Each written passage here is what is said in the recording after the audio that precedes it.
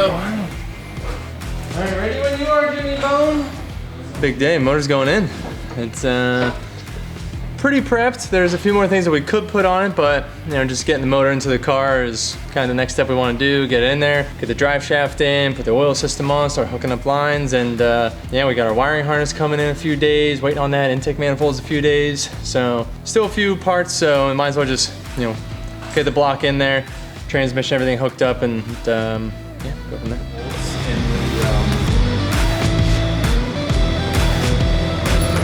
Good. Turn left. Yep. In a bit more and then down, or both. Yep. Got a good angle on this thing. Down a bit. Down.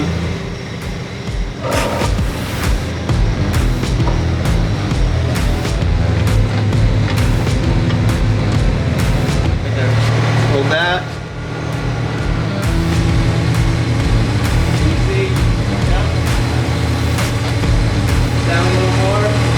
A little bit. There you go. There it goes. Yeah. All right. It's down a bit. Down.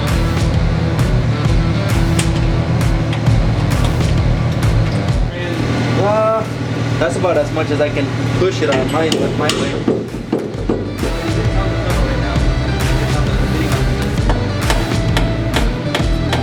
This hole needs to come out more. Okay. That's why I was like, maybe hit it from the backside with a hammer.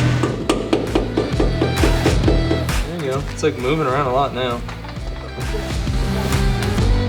Like what needs done, bro? It's through. Yeah, okay. Okay, can somebody bring the jack down? Where's it out? Yeah, you can pull it out. I don't think I have any little passage.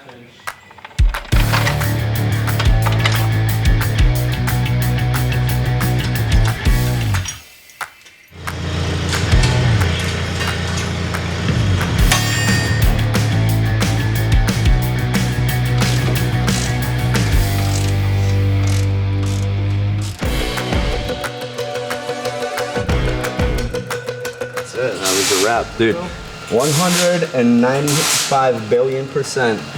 There's no putting that manifold on the track motor. Nope. Not on studs. No. Not on studs. It's on Jimmy's warning label. It's real convenient, but at the same time, I'm like, you know it's not convenient? What? You talking to me about shit I don't care about. come on, Jimmy. Oh, Jimmy. Oh. Jimmy woke up early today. Did you eat yet? I get, nah.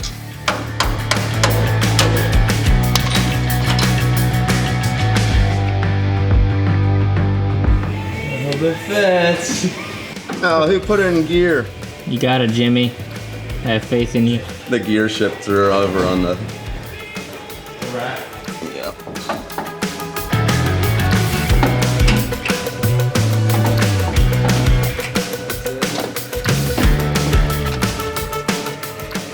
I'm gonna grab me the little... jerk off that made the how to measure for a drive shaft video measured it, so. I measured it before you did. You just re-up for camera. Oh yeah.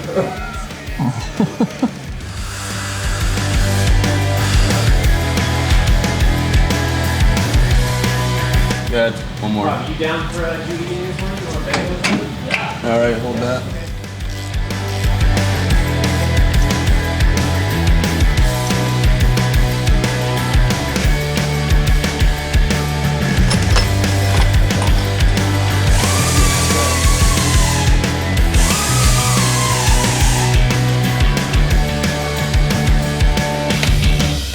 Getting an idea of where I need to make the straps and see if I have to move the seat back out to adjust them or not yet. We'll see, I guess.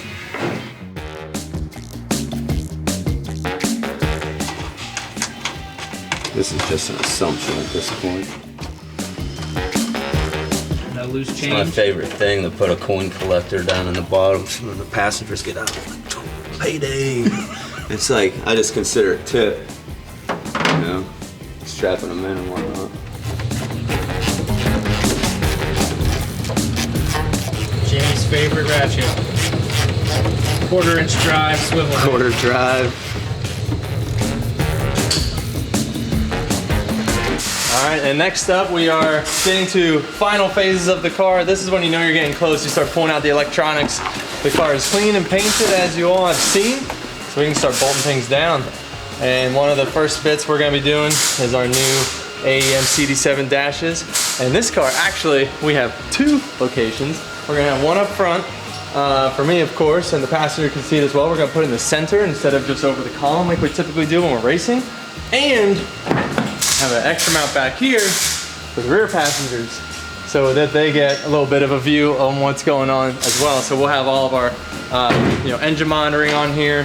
We can also do like speed, we could do gear, just trying to have a little more interactive display with the passengers, especially in the back of the car. So we've got 2 of those bad boys.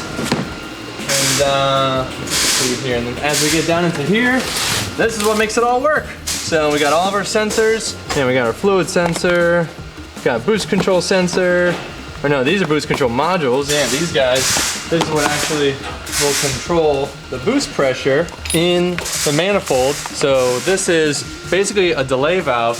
You'll have boost feed into the one side and out the other, and then the ECU will actually control it and tell exactly how much pressure to go to the wastegate and when to open the wastegate, and that's how you control your boost.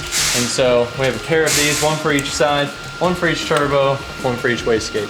And then as we get down into the rest of it, so these are our wideband sensors. This will tell the computer the air fuel mixture down to the 100th of a point, so it is very accurate, and the computer will be able to kind of self-monitor, and we can set it up to kind of auto-tune, if you will, and it will follow its own wideband and adjust the map accordingly.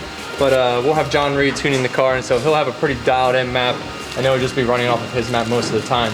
But there is like a nice way that you can use a wideband to basically continue to correct itself, especially when you're doing daily driving type stuff and just doing a lot of in and out light throttle. And then now we get into our little pressure sensors. And these are nice little stainless steel pieces, avoids corrosion, very accurate. They make them in all different sizes, so you can go 0 to 50 PSI, this is 0 to 150 PSI, so this would be for oil, as that goes up to about potentially 100, 120. Ours with the dry sump stays a little more controlled, around like 70, 80 PSI. So with this obviously monitors all the vitals of the engine. We'll have one for coolant pressure. We'll have our manifold pressure, one of these in the actual intake, reading the air pressure, the oil pressure, fuel pressure, and then we have water temperature, we have oil temperature, and on the race car we have the nitrous pressure as well. So a lot of different sensors here. And last but not least, this is a new AEM EV, which is their power distribution unit, which has 8 channels. And the way that this works is that you actually feed power straight into it on this boss. So you run a power wire right into this, and then you can control different outputs, such as your headlights, fans, fuel pumps, things like that.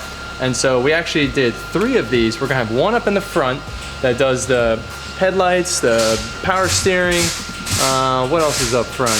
Some fans. And then we have 2 of these that are gonna be in the rear of the car, which is gonna be your brake lights, your tail lights, the fans on the radiator, the fuel pumps, some other lighting.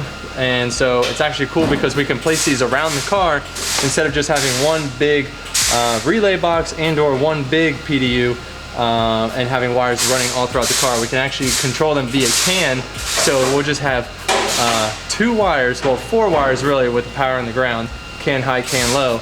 So a 4-wire harness that runs from the ECU to the back of the car into one of these, and then it can control everything else. So instead of running all the wires for each individual thing in the back side of the car, we only have to run 4.